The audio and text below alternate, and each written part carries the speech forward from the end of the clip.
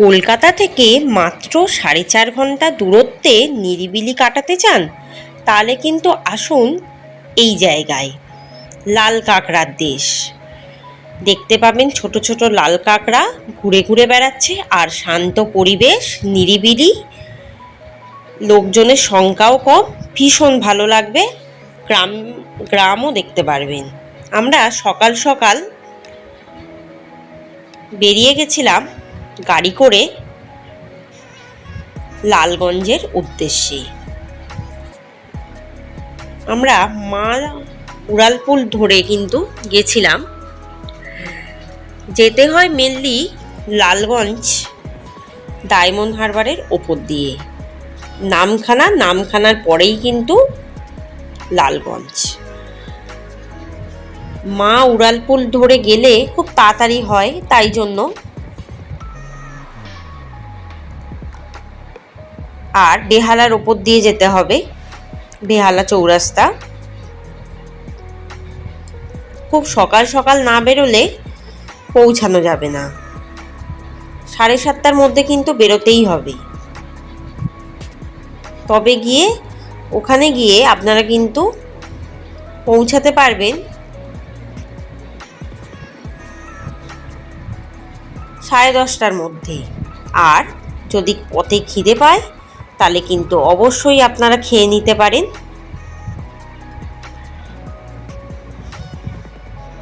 গাড়িটাকে মাঝপথে দাঁড় করিয়ে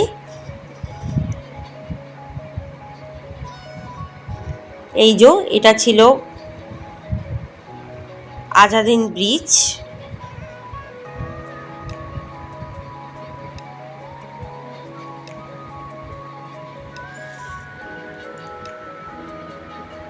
যে ব্রিজটা ভেঙে গেছিল মাঝেরহাটের দিকে। যেহেতু খুব সকাল সকাল বেরিয়েছিলাম, তাই কোথাও যেন ব্রেকফাস্ট পাচ্ছিলামই না, সব দোকান বন্ধ।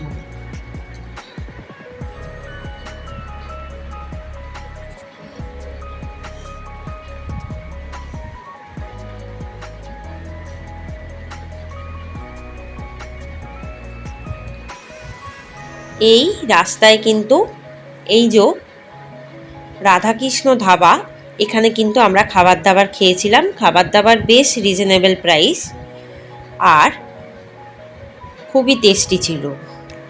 আর এখানে ওয়াশরুমও ছিল, ছেলে মেয়েদের কোনো অসুবিধা নেই। একদম গরম গরম বানিয়ে দিচ্ছিল। আপনারা কিন্তু এখানে চাইলে ব্রেকফাস্টটা সেরে আবার লালগঞ্জের উদ্দেশ্যে রওনা দিতে পারেন। তো এখানে খাবার দাবারের খুব রিজনেবল প্রাইস। এই যে ব্রেকফাস্ট মেনু,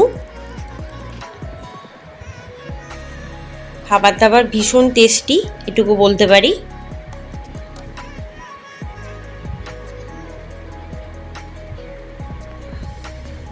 আর এটা ছিল আমাদের গাড়ির নাম্বার আমি দিয়ে দেবো, আপনারা কিন্তু ভাড়া করে নিতে পারেন। এই গাড়িটা পার কিলোমিটার 22 টাকা করে। আইনোভা গাড়ি ছিল, 6 জনে আরামসে বসতে পারবেন। আমি ডেসক্রিপশন বক্সে সব লিংক দিয়ে দেবো, আপনারা দেখে নিতে পারেন।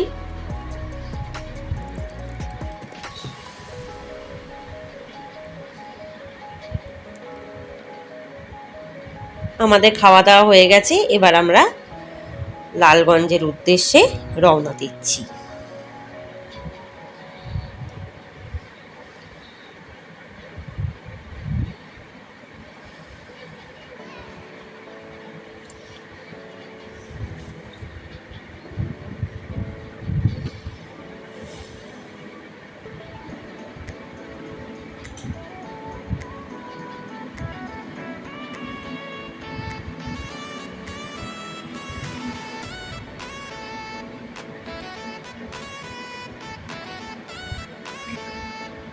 গাড়ি কিন্তু খুব দ্রুত গতিতে চলছে, কারণ আমরা খুব তাড়াতাড়ি পৌঁছাতে চাইছি।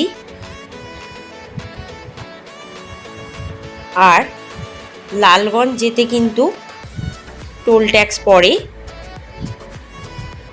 এই টোল ট্যাক্সটা পার হয়েই কিন্তু যেতে হবে, বা বকখালি যেতে গেলেও টোল ট্যাক্স পড়ে।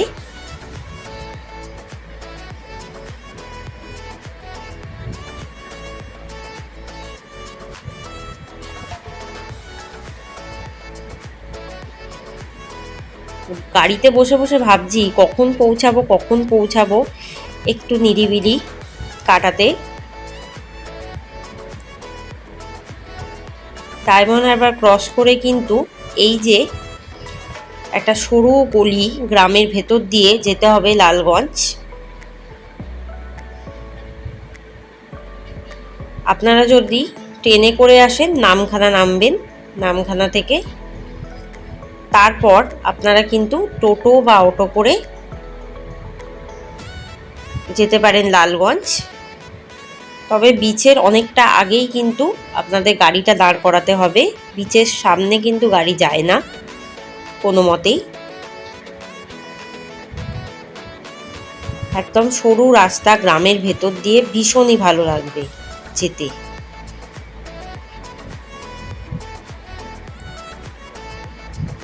আমরা কিন্তু গাড়ি থেকে নেমে পড়েছি, নেমে এবার হেঁটে হেঁটে যেতে হবে সরু এই পথটা দিয়ে।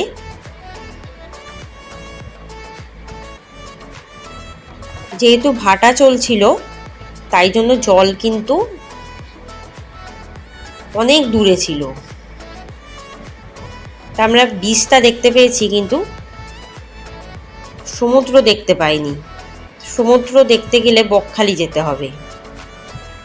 পরের দিন আমি বকখালি ভিডিও নিয়ে আসব।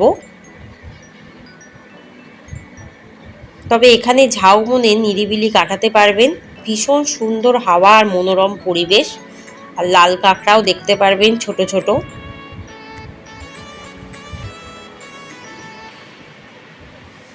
আকাশের সাথে প্রকৃতি বা সমুদ্র যেন খেলা করছে মনে হবে। প্রকৃতির যে অপরূপ দৃশ্য এই লালগঞ্জে না গেলে আপনারা কিন্তু উপভোগ করতে পারবেন না।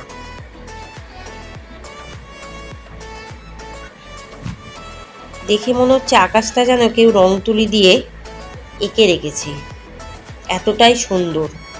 আর এতটা সুন্দর হাওয়া দিচ্ছিল মিষ্টি মিষ্টি, যা কলকাতায় পলিউশন ঘেরা সেই হাওয়া আমরা কিন্তু পাই না।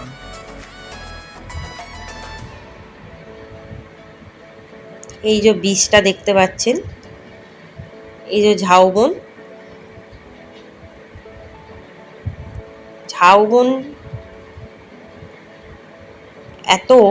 ঝাউবনের এত হাওয়া দিচ্ছে যে আপনারা কিন্তু এখানে ঠান্ডা ভীষণ উপভোগ করবেন। ঝাউবনের এই ঠান্ডা ঠান্ডা মিষ্টি মিষ্টি হাওয়া,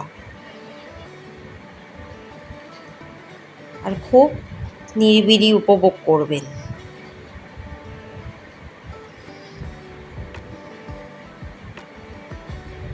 চারিদিকে সবুজ,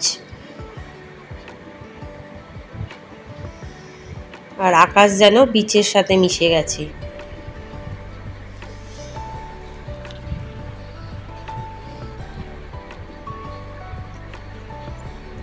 আমি সব ডেসক্রিপশান বক্সে দিয়ে দেবো কিভাবে যাবেন, একটু কাইন্ডলি দেখে নেবেন।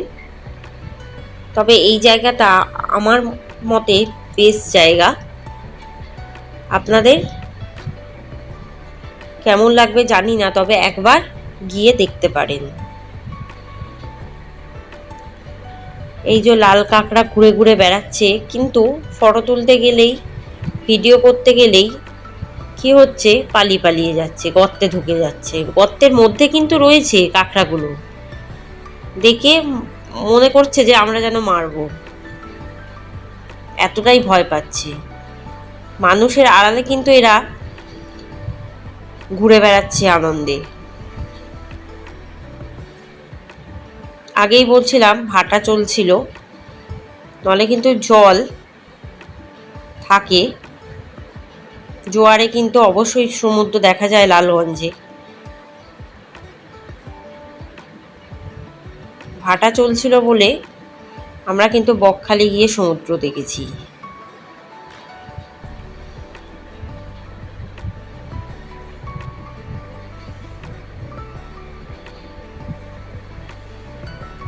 কি দারুণ মনোরম পরিবেশ। আপনাদের কেমন লাগছে সেটা কিন্তু জানাতে ভুলবেন না। জায়গাটা কেমন লাগলো, ভালো লাগলে অবশ্যই বলবেন। একবার কিন্তু গিয়ে অবশ্যই দেখবেন আমার কথা শুনে, তাহলে কিন্তু নিরাশ হবেন না, কথা দিলাম।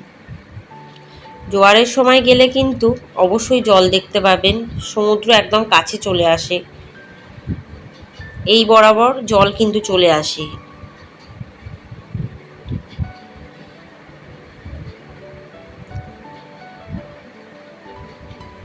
আকাশটা এত সুন্দর লাগছে, আর রোদে আরও যেন ঝকমক করছে। এই যে দেখুন ছোট ছোট কাঁকড়াগুলো গর্তে ঢুকে যাচ্ছে, এই যে দেখুন। এই জন্যই নাম হচ্ছে লালগঞ্জ, যেহেতু প্রচুর পরিমাণে লাল কাঁকড়া রয়েছে। মানুষের আড়ালে এরা দারুণ উপভোগ করছে পরিবেশটাকে। আপনারাও উপভোগ করতে চাইলে চলে আসবেন। আর ঝাউবনের এই যে ঠান্ডা মিষ্টি হাওয়া, নিরিবিলিতে ভীষণ ভালো লাগবে।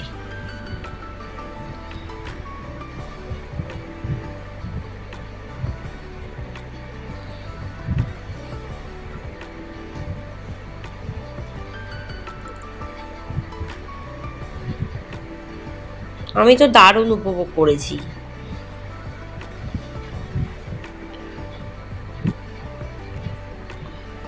আর আরও নতুন নতুন জায়গার ইনফরমেশান জানতে বা আমার চ্যানেল থেকে আরও রেসিপি পেতে নতুন নতুন ধরনের সাবস্ক্রাইব করতে ভুলবেন না।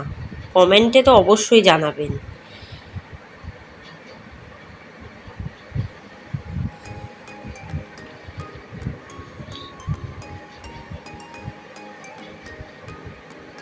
আর এখানে কিন্তু অবশ্যই বয়স্কদের নিয়ে এলে এক রাত্রির কিন্তু থাকতেই পারেন। এখানে কিন্তু অ্যান্টেলিয়া নামে একটা হোটেল আছে, যেখানে তাঁবুরও ব্যবস্থা আছে। আপনারা চাইলে তাঁবুর ভেতরেও থাকতে পারেন, আবার সুন্দর হোটেলও আছে। কিরম কি প্রাইস সেটা কিন্তু অবশ্যই আপনাদের আমি ডেসক্রিপশান বক্সে দিয়ে দেবো। আর অ্যান্টেলিয়া যে হোটেলটার কথা বলছি সেটার কিন্তু ফোন নাম্বার আমি ডেসক্রিপশান বক্সে দিয়ে দেবো। বয়স্কদের নিয়ে আসলে এক রাত্রি কিন্তু অবশ্যই থাকতে পারেন এখানে, আর দিনের দিনও যাতায়াত করতে পারেন।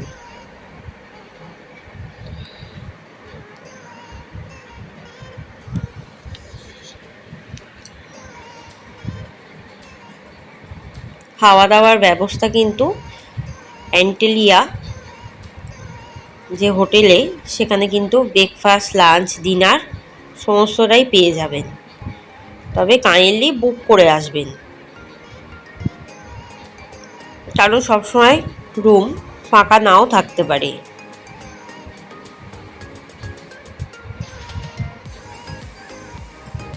এবার আমরা কিন্তু ফিরে যাচ্ছি। বেশ কাটিয়ে ভালো লাগলো, চারিদিক বেশ গ্রাম্য পরিবেশ। এই গ্রাম কিন্তু আমরা কলকাতা থেকে মিস করি। গ্রামের এই পরিবেশ ভীষণ ভালো লাগে। কার কার এরকম গ্রাম দেখতে ভালো লাগে কমেন্টে কিন্তু অবশ্যই জানাবেন। চ্যানেলটিকে অবশ্যই সাবস্ক্রাইব করবেন আর শেয়ার করবেন। এই যে এটা হচ্ছে অ্যান্টেলিয়া সেই হোটেল।